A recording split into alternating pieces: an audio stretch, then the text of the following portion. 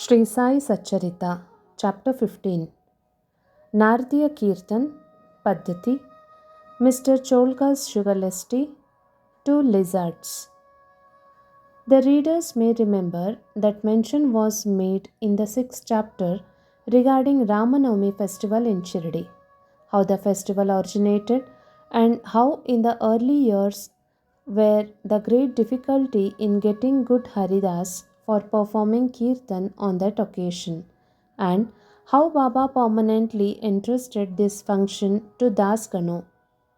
Now, in this chapter, we shall describe the manner in which Das Ganu was performing Kirtan. Naradiya Kirtan Paddhati. Generally, our Haridas, while performing the Kirtan, wear a gala and full dress. They put on a headdress, either a peta or a turban, a long flowing coat with a shirt inside, an upperni, short dhotar on the shoulders, and the usual long dhotar from the waist below. Dressed in this fashion for some kirtan in Shirdi village, Daskanu once went to bow to Baba. Baba asked him, "Well, bridegroom, where are you going, dressed so beautifully like this?" "For performing a kirtan," was the reply. Then Baba said, "Why do you want all this paraphernalia, coat, upperni, and feta, etc.? Doff all that before me. Why wear them on the body?" Daskanu immediately took them off and placed them at the Baba's feet. From that time, Dasganu never wore these things while performing the kirtan. He was always bare from waist upwards. A pair of chiplis was in his hand and a garland around his neck. This is not in consonance with the practice generally followed by all the Haridas, but this is the best and purest method. The sage Narada, from whom the Kirtan Paddhati originated, wore nothing on his trunk and head. He carried a veena in his hand and wandered from place to place everywhere singing the glory of the Lord. Mr. Cholkar's Sugarless tea. Initially, Baba was known in Pune and Ahmednagar district, but Nana Sahib Chandorkar, by his personal talk, and by Dasagano, by his splendid kirtans, spread the fame of Baba in the Konkan, that is Bombay Presidency. In fact, it was Dasganu, may God bless him, who, by his beautiful and inimitable kirtans, made Babas available to so many people there. The audience who come to hear the kirtans have different taste. Some like the erudition of the Haridas, some his gestures, some his singings, some his wit and humor, some his preliminary dissertation on Vedanta, and some others his main stories, and so on. But among them, there are very few who, by hearing the Kirtan, get faith and devotion or love for God or saints. The effect of hearing Dasganu's Kirtan on the minds of audience was, however, electric, as it were. We give an instance here. Dasganu was once performing his Kirtan and singing the glory of Sai Baba in an Kaupineshwar temple in Thana. One Mr. Cholkar, a poor man serving as a candidate in the civil court in Thana, was amongst the audience. He heard Daskanu's Kirtan most attentively and was much moved. He there and then mentally bowed and vowed to Baba, saying, "Baba, I am poor man, unable to support my family. If by your grace I pass the departmental examination and I get permanent post, I shall go to Shirdi, fall at your feet, and distribute sugar candy in your name." As good luck would have it, Mr. Cholkar did pass the examination and did get the permanent post, and now it remained for him to fulfill his vow. The sooner the better. Mr. Cholkar was a poor man with a large family to support, and he could not afford to pay for the expenses of a Shirdi trip. As is well said that one can easily cross over Nanhe Ghat in Tana district or even the Sahyadri range, but it is very difficult for a poor man to cross Ambar Ghat, that is the threshold of his house.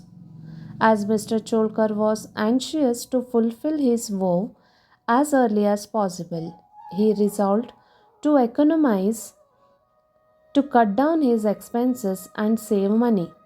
He determined not to use sugar in his diet and began to take his tea without it. After he was able to save some money in this way, he came to Shirdi. He took Baba's darshan, fell at his feet, offered a coconut, distributed it with a clean conscience along with a sugar candy as per his vow, and said to Baba that he was much pleased with his darshan and that his desires were fulfilled that day. Mr. Cholkar was in the masjid with his host Bapu Sahib Chok. When the host and the guest both got up and were about to leave the masjid, Baba spoke to Jog as follows: Give him, your guest, cup of a tea fully saturated with the sugar. Hearing these significant words, Mr. Cholkar was much moved. He was wonderstruck. His eyes were full of tears, and he fell at Baba's feet again. Mr. Job was also curious about this direction regarding the teacups to be given to his guest. Baba wanted by his words to create faith and devotion in Cholkar's mind. He hinted, as it were, that he got sugar candy as per his vow, and that he knew full well his secret determination not to use sugar in his diet. Baba meant to say, if you spread your palms with devotion before me, I am immediately with you day and night. Though I am here bodily, still I know what you do. Beyond the seven seas, go wherever you will over the wide world. I am with you. My abode is in your heart and I am within you. Always worship me, who is seated in your heart as well as in the heart of all beings. What a beautiful and important lesson was thus imparted by Baba to Mr. Cholkar. Two lizards. Now, we close this chapter with a story of two lizards. Once Baba was sitting in the masjid. A devotee sat in front of him. When a lizard ticked, out of curiosity, the devotee asked Baba whether this ticking of lizard signified anything. Was it a good sign or a bad?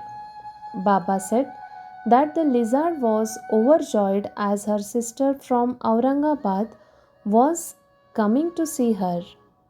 The devotee sat silent, not making out the meaning of Baba's words.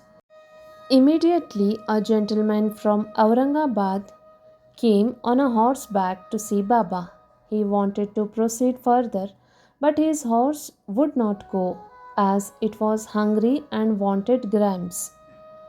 He took out the bag from his shoulder to bring grams and dashed it on the ground to remove dirt.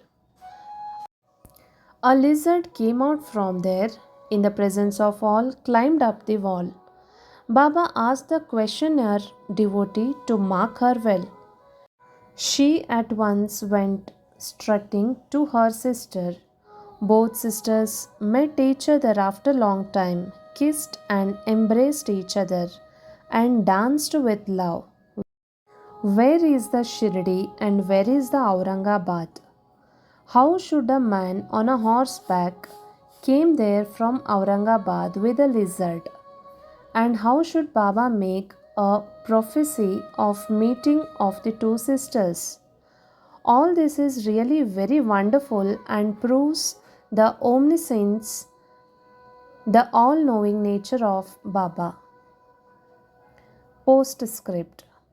He who respectfully reads this chapter or studies it daily will get all his miseries removed by the grace of Sadguru Sai Baba. Bow to Shri Sai, peace to be all. Shri Sai Pranam.